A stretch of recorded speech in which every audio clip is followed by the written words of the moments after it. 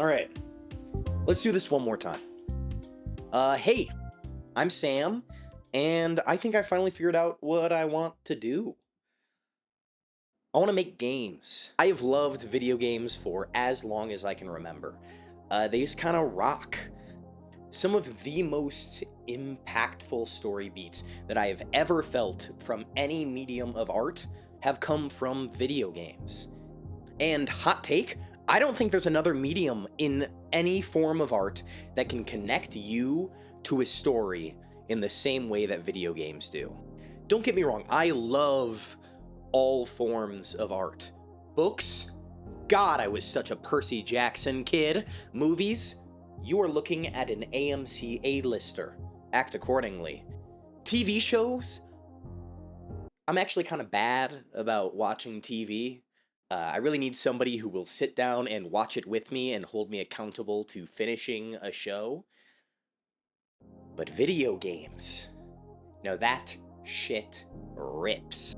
Even in games that have a set story, like Half-Life 2 or Uncharted, I'm assuming. I've never actually played the Uncharted games. It is still your actions that bring about the events of the story.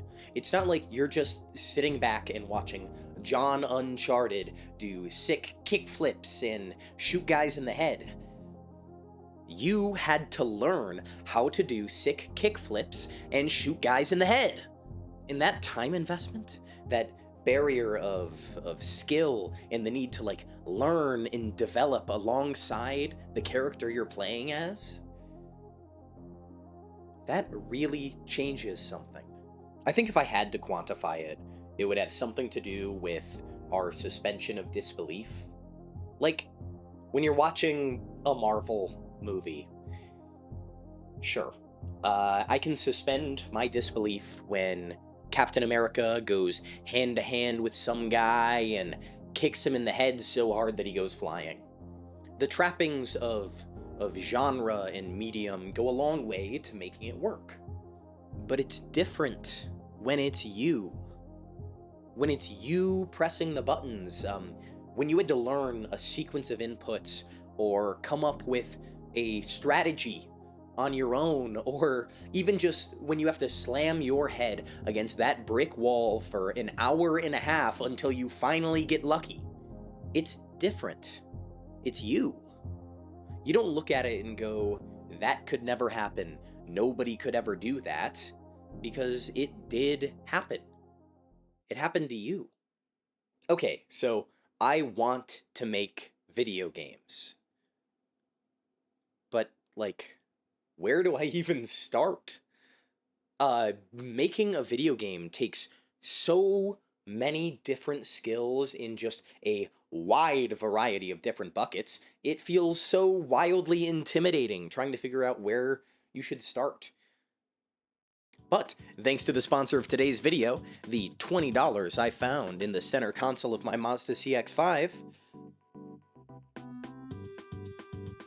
that doesn't help me at all. But for real, I mean, making a video game takes so much skill in such a wide variety of buckets. And I feel like I'm in, funnily enough, kind of a really good position to be developing those skills right now. I graduated from college this past spring with a double major in computer science and theater, so I have both a technical and a creative background that I can pull on for this. I've spent a ton of time doing software development and sound design and lighting design and just figuring shit out. I've picked up so many weird and useless skills that feel like they've kind of prepared me for a situation where I can pick up skills quickly. One summer I wanted to go as Hiccup Haddock for that coming Halloween, so I just learned leather working and then made his whole fit from the second movie out of literal just leather and metal, and it was sick. It fucking ripped. So learning shit, I'm big on that. I can figure this out, right? Surely. But it really does feel like all of the skills that I've been picking up over the last few years are kind of funneling toward this. Toward making games. and learning how to make good games. So I kind of just said fuck it and dove in. Figuring out where to start with something like this is such a wildly huge hurdle. Like, I know what a game engine is. I can tell you that Unity exists. Um, I can say the words Unreal Engine. I can tell you that whatever the hell Bethesda is using is so wildly out of date and they need to get their shit together. But that's kind of it. I didn't know what programming languages I should be freshening up on in order to be able to work in these engines. I didn't even know if they needed a programming language or if they were kind of set up in a way that, like, you just kind of visual script your way through it, or if they just do something else entirely on their own. I was at a loss. I didn't know where I was going with it. But luckily for me, I was watching a YouTuber at that time called Jack Sather. Sather, not Sather, I think. He actually did a bit about people mispronouncing his name in one of his videos, and I really hope I did not just do that too. Who can say? Who can say? He's an awesome YouTuber. You should go watch his stuff. If you somehow manage to find my video without having found and watched his stuff, wild. But you should go watch his stuff. He talks about video games and a little bit about game development. And he's cool. I like him. You should go watch his stuff. But fairly recently, at least what feels like recently, God, every year since 2020 has been a decade, but recently he started talking about game development and his journey toward figuring it out and wanting to make his dream game. Watching those videos, he pointed me in the direction of Godot. Godot is an open source game engine that uses its own programming language called GDScript, which was super easy to get a handle on. I've heard it's very similar to Python.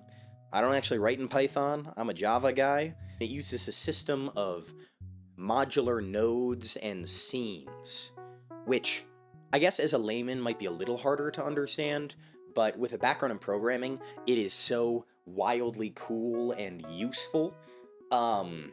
I've fallen in love with it already. Like, as an example of a time that it made my life a shit ton easier, I'm working on a little 2D platformer right now, and in part of it, there's this section where you're dodging a giant bird. And so the bird has to, like, fly over once and you just see its shadow.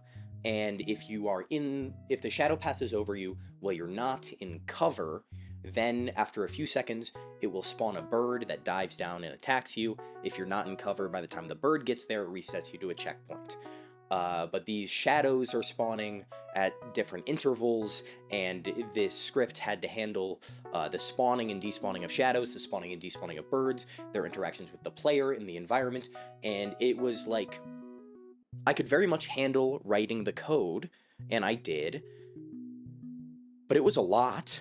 And then after that, I ended up in a scenario of like, I want to be able to reuse this mechanic. I think it is fun and it would work at a bunch of different spots in the game, but I don't want to have to rewrite all that code every time I want to use it.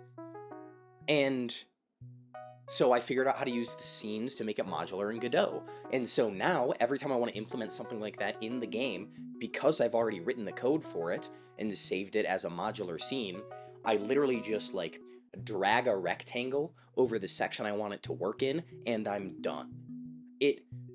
It's so cool, and I could gas Godot up forever, but that was just an example of it making my life easier and why I really like the node-based system. It's super possible that other engines have things that work very similarly.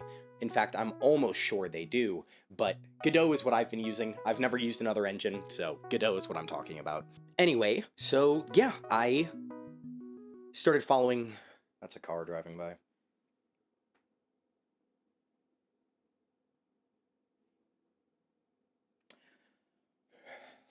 Anyway, so yeah, I started following a few tutorials in Godot after seeing Jack Sather talk about it, and I followed the Brackeys tutorial and a tutorial from Clear Code, both of which I'm going to link down below because they were wildly helpful for me.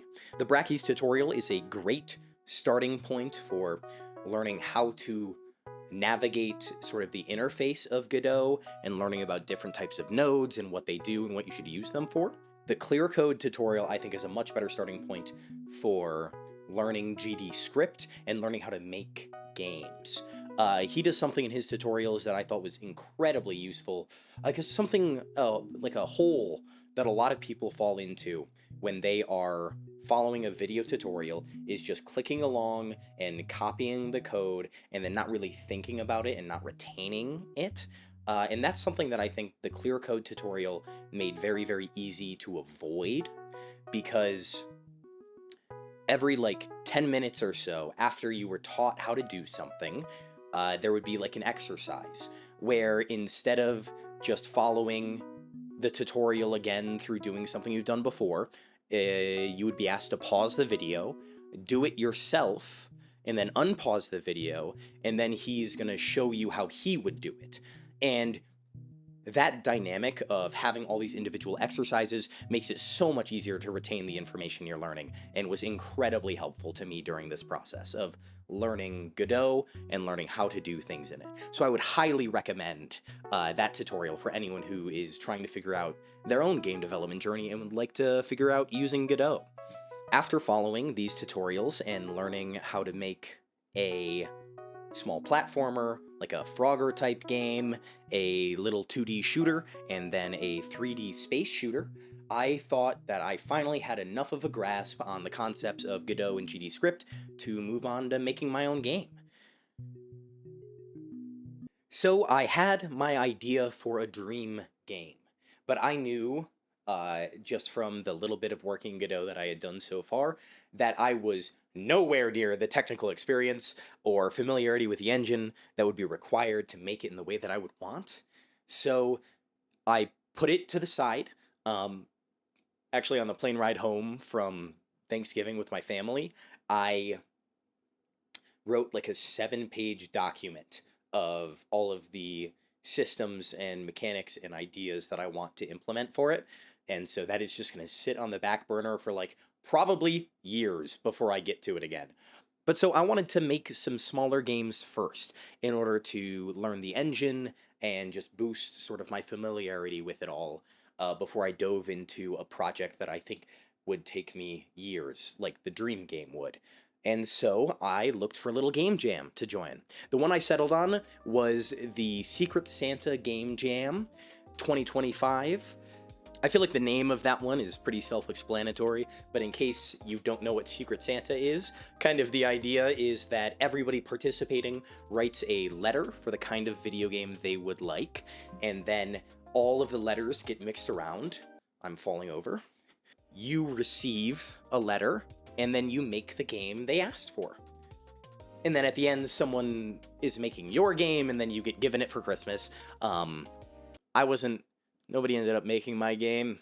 I never heard back from my Santa, and I'm like, not salty about it or whatever. But, that's fine. I actually never heard back from the person I gave my game either. So I hope they liked it. I hope they got to try it.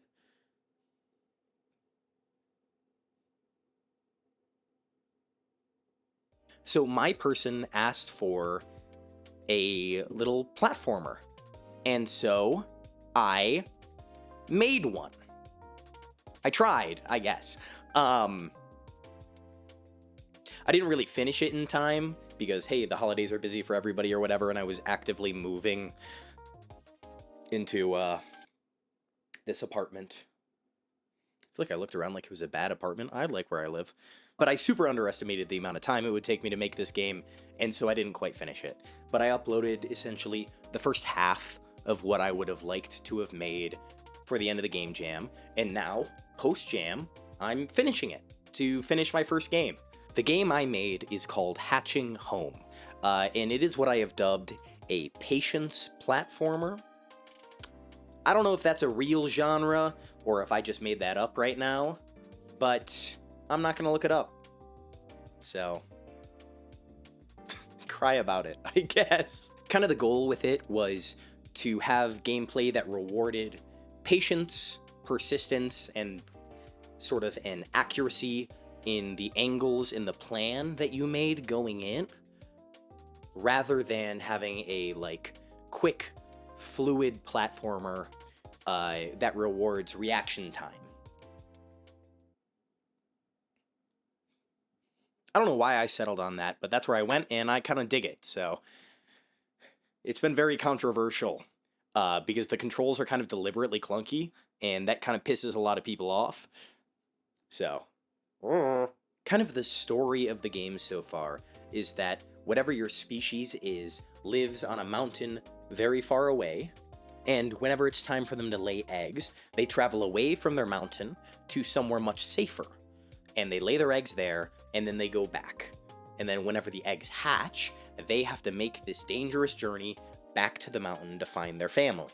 And so you play as this little guy who is just hatched from his egg, and you have to make your way to the mountain through all of these dangerous biomes and dodging these predators. Because you start as a literal baby, mechanically, I wanted it to feel like that too. And so the movement system starts out a little bit clunky. You don't have very much traction along the ground, so if you like build up too much speed going in one direction and then you need to change back, it takes you a little bit to start moving in that other direction.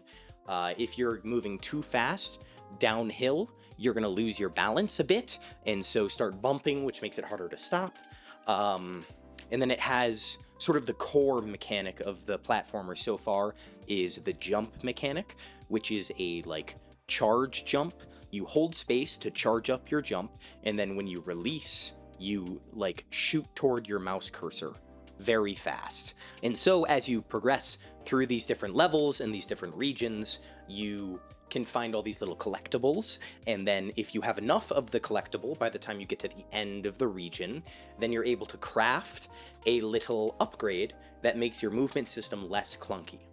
Like the first one that you get are these like big boots, and when you have the boots on, you have a lot more traction. So if you do like a big jump in a direction, you'll stop a lot faster along the floor. If you need to change direction because you're being chased by something scary, you're able to do that a lot quicker. And each of these regions gives you something like that gives you a lot more control over your movement. Development-wise, I kind of just like threw myself into the deep end. I wanted to do it all myself. So I learned how to draw my own assets, and I coded all my own mechanics, and I'm going to be doing all my own sound design. I haven't quite gotten there yet, because like, fuck AI, man. It's, oh my god.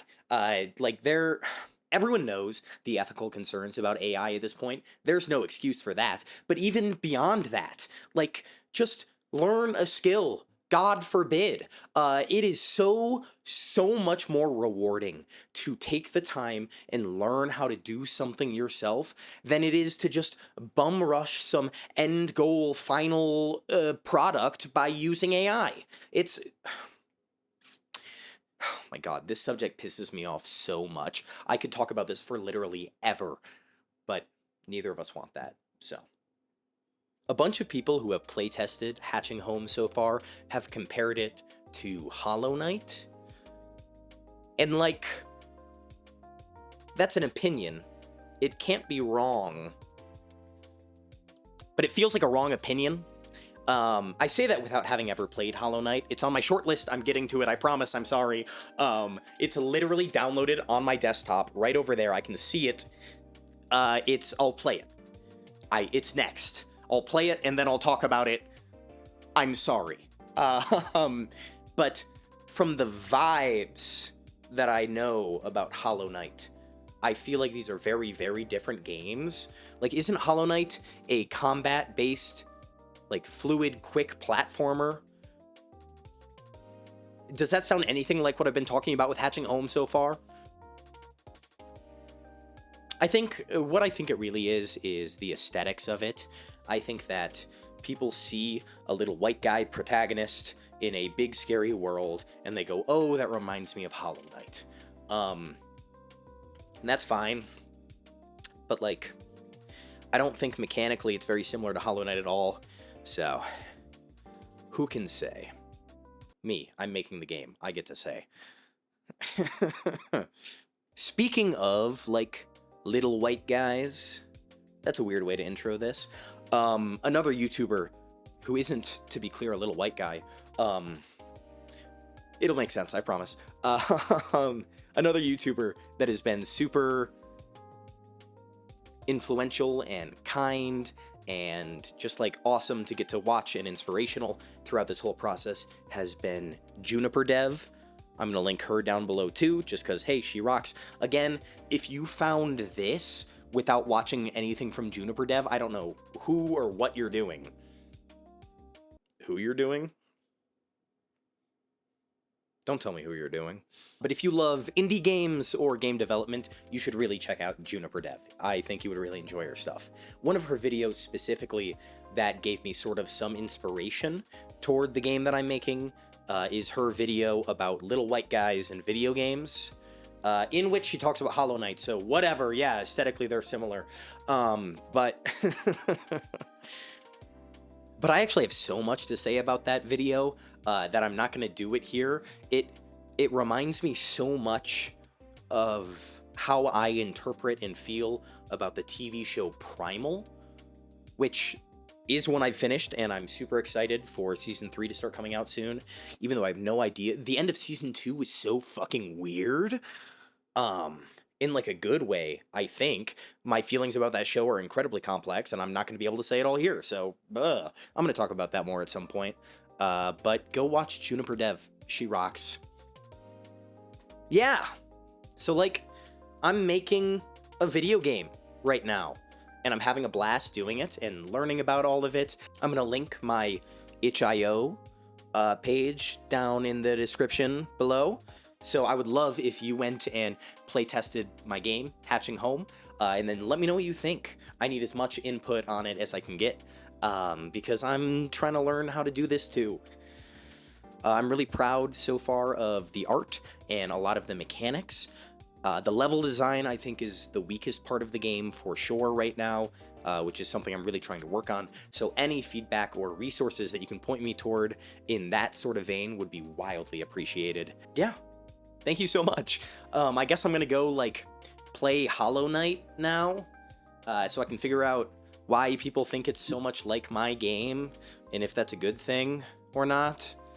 If you enjoyed listening to me rant and ramble about video games and my journey of learning to make them myself, please like and subscribe.